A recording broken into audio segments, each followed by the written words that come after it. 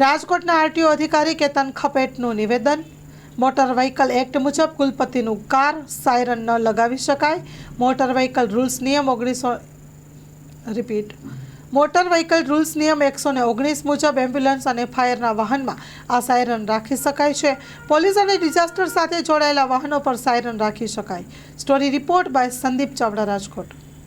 જી જરૂર, ચોક્કસ એ બાબતે આપને જણાવી દઉં કે સાયરન જે હોય છે કે હૂટર હોય છે એને લગાવવાની ફક્ત ને ફક્ત પરમિશન જે સેન્ટ્રલ મોટર વ્હીકલ રૂલ્સ 119માં જણાવ્યા મુજબ એમ્બ્યુલન્સ છે, ફાયર ફાઇટરો છે અને ડિઝાસ્ટર મેનેજમેન્ટ ડ્યુટી સાથે સંકળાયેલા જે પણ વાહનો જે છે અને બચાવ રાહત દરમિયાન જે વાહનો ઉપયોગમાં લેવાતા હોય એની અંદર આ સાયરન ફિટ કરી શકાતા હોય છે અને મલ્ટી કલરની લાઇટોનો ઉપયોગ થતો હોય છે। કોઈ મંજૂરી લેવાની થતી હોય છે આવા સાયરન લગાવતી વખતે?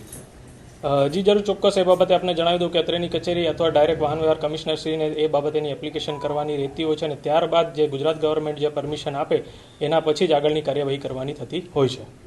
કુલપતિ છે ઇમરજન્સી વાહનમાં એની કાર છે આવે કે ન આવે? મોટર વ્હીકલ રૂલ્સની અંદર જણાવ્યા મુજબ એ પ્રકારનું વાહન ઇમરજન્સી પ્રકારનું વાહન કહેવાતું નથી।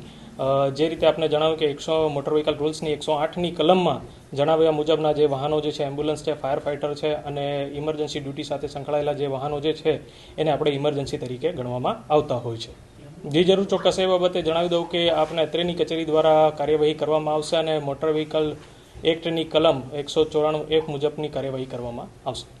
શું જોગવાઈ હોય છે સર આ કાર્યવાહી? આ કાર્યવાહીની અંદર દંડની જોગવાઈ રહેતી હોય છે કે જેની અંદર 1000 રૂપિયા સુધીનો એની અંદર દંડ થતો હોય છે।